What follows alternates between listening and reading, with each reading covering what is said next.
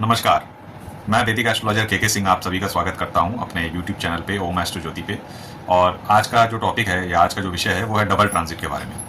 देखिए, बहुत जन को ये समझ में नहीं आता है कि डबल ट्रांजिट होता कैसे है और डबल ट्रांजिट का क्या फ़ायदा है या क्या नुकसान है या डबल ट्रांजिट सबसे पहले कैसे देखा जाए। तो देखिए, आज इसी विषय के ऊपर हम लोग अपना वार्तालाप करेंगे। तो शुरू करते हैं। देखिए, डबल ट्रांजिट क्या है, सबसे पहले ये समझते हैं। डबल ट्रांजिट होता है कि जब दो ग्रह यानी कि बृहस्पति और शनि या फिर राहु, ये दोनों में से कोई भी एक ग्रह और बृहस्पति जो कि कंपलसरी पार्टिसिपेंट्स हैं इस डबल ट्रांजिट के लिए, इनका दृष्टि संबंध हो या युति हो। लेकिन यहाँ पे एक छोटा सा हम आपको बात बता देते हैं, इंफॉर्मेशन बता देते हैं कि बृहस्पति और राहु का जब एक साथ एक ही घर में युति बनता है तो उसको हम लोग गुरु चंडाल योग कहते हैं। ये भी एक तरह का डबल ट्रांजिट है, ठीक है।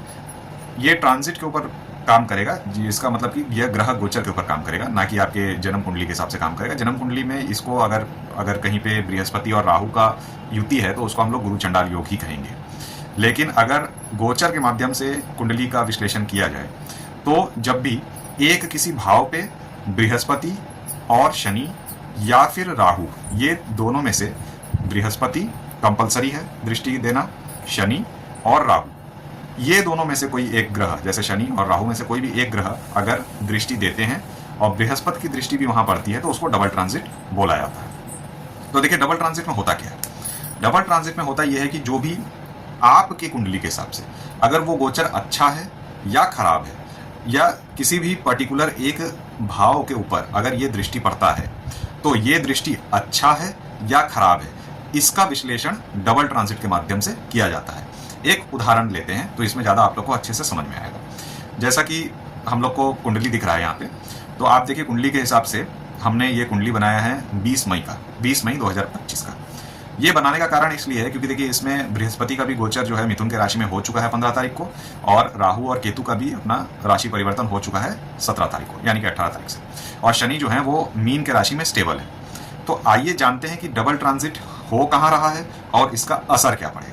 तो देखिए, सबसे पहला जो डबल ट्रांजिट हो रहा है वो बनता है धनु के राशि पे। आप देख सकते हैं कि धनु के ऊपर बृहस्पति का सप्तम दृष्टि और शनि महाराज का दसम दृष्टि पड़ता है, जिसके कारण ये जो धनु का जो राशि है इसके ऊपर डबल ट्रांजिट बनता है। अब आपके कुंडली के हिसाब से ये धनु का राशि कहाँ है, ये डिपेंड करता है कि आपको क्या फल मिल सकता है।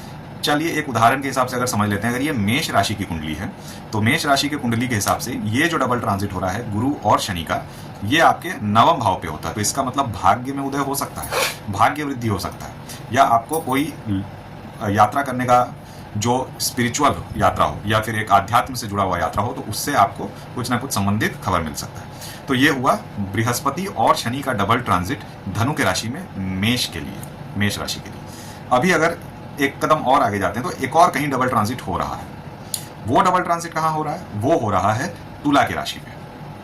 अब यहाँ पे जो पार्टिसिपेटिंग ग्रह हैं वो बृहस्पति तो हैं, लेकिन यहाँ शनि के बदले राहु को इन्वॉल्व करना होगा या राहु को लेना होगा। तो क्या हम लोग को पता चलता है कि जब बृहस्पति का जो अभी पंचम दृष्टि है वो आपके तुला के ऊपर पड़ता है, और राहु का अगर आप देखें तो नवम दृष्टि, क्योंकि राहु हमेशा उल्टा चलता है तो नवम दृष्टि माना जाएगा, वो पड़ता है आपके 7वें घर पे यानी कि तुला के राशि पे। तो तुला के राशि के ऊपर भी डबल ट्रांजिट का योग बना हुआ है।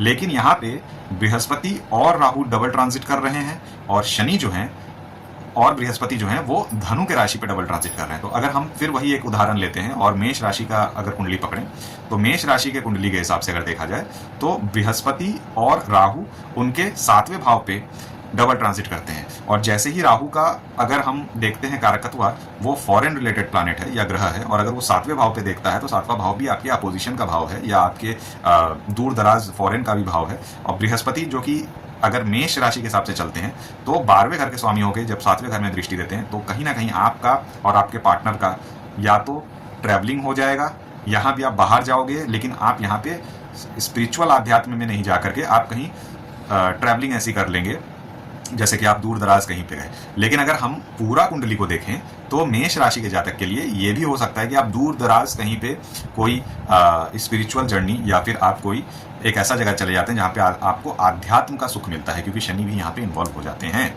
क्योंकि देखिए कुंडली का जो विचार होता है वो एक ग्रह या दो ग्रह के गोचर से नहीं होता। तो ये रहा आपका डबल ट्रांजिट। डबल ट्रांजिट कैसे काम करता है ये भी हमने आपको बताया, और डबल ट्रांजिट क्या है ये भी हमने आपको बताया।